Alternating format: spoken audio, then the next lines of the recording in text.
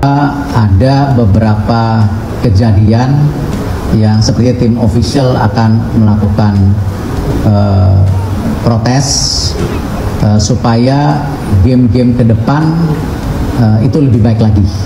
PSSI laporkan Hiroki Kasahara, wasit yang menuai keputusan kontroversi saat memimpin laga Indonesia versus Laos. Karena ada beberapa keputusan dari wasit Jepang ini yang sangat merugikan timnas Indonesia. Terutama gol ketiga dari Laos. Itu sebenarnya bolanya udah keluar dari garis lapangan, guys. Nah, sebenarnya udah ada komunikasi dengan wasit VAR. Tapi yang anehnya kenapa nggak dilakukan pengecekan VAR dulu ya? Wasit Hiroki Kasahara rampok kemenangan timnas Indonesia karena sahkan gol ketiga Laos, VAR tak berfungsi.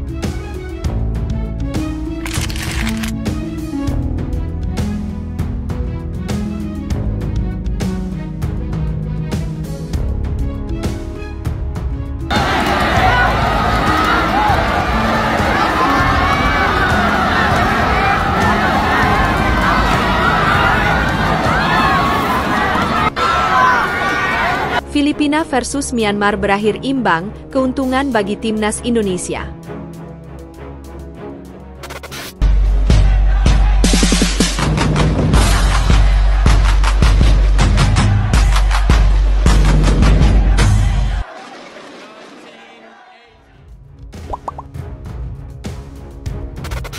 PSSI laporkan Hiroki Kasahara, wasit yang menuai keputusan kontroversi saat memimpin laga Indonesia versus Laos.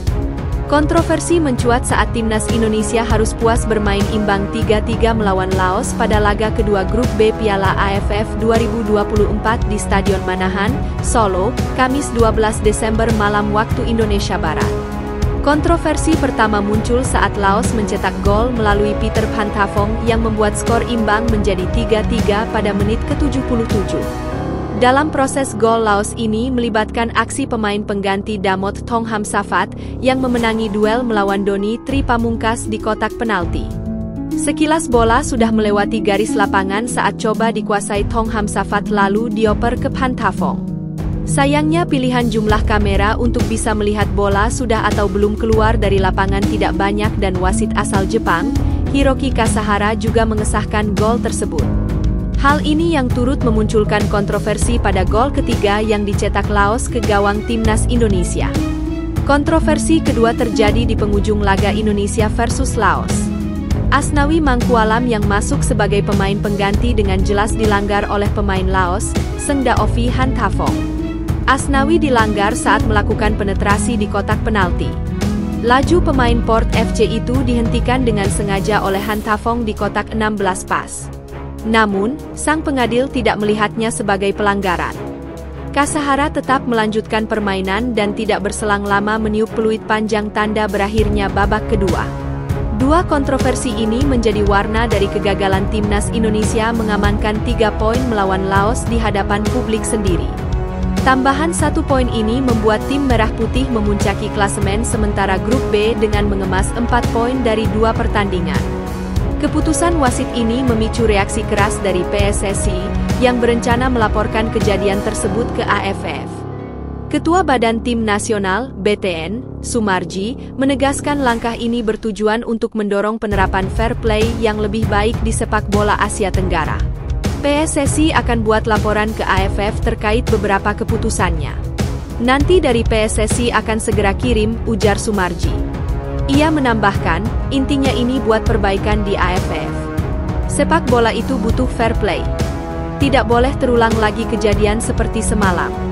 Reaksi keras juga datang dari Ketua Umum PSSI, Erick Thohir, yang menyayangkan beberapa keputusan dari wasit. Erick mengungkapkan kekhawatirannya terhadap masa depan sepak bola timnas Indonesia dan ASEAN, mengingat sepak bola ASEAN saat ini memiliki peningkatan yang signifikan.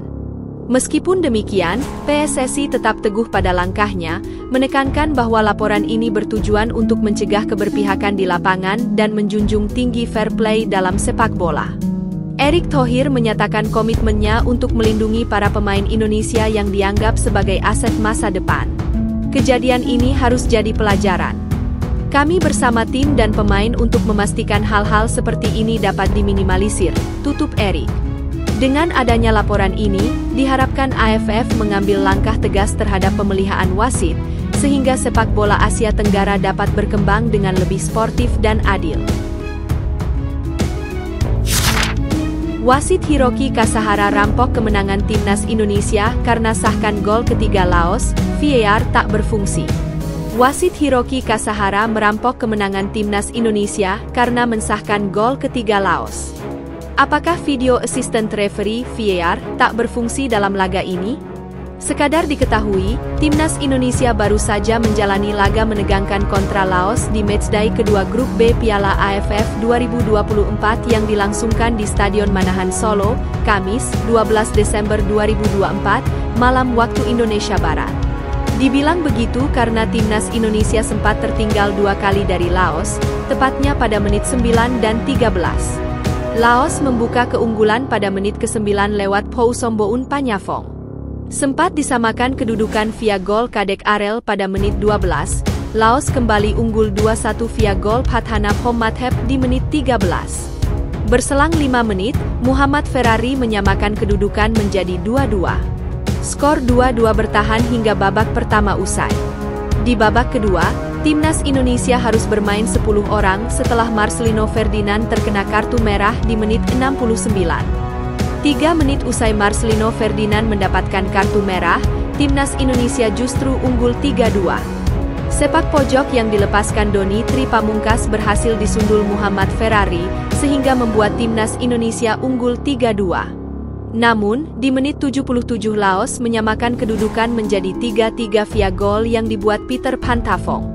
Gol Peter Pantafong menjadi perdebatan. Sebelum bola masuk ke gawang timnas Indonesia, si kulit bulat yang dikuasai Damot Tong Hamsafat terlihat telah melewati garis lapangan.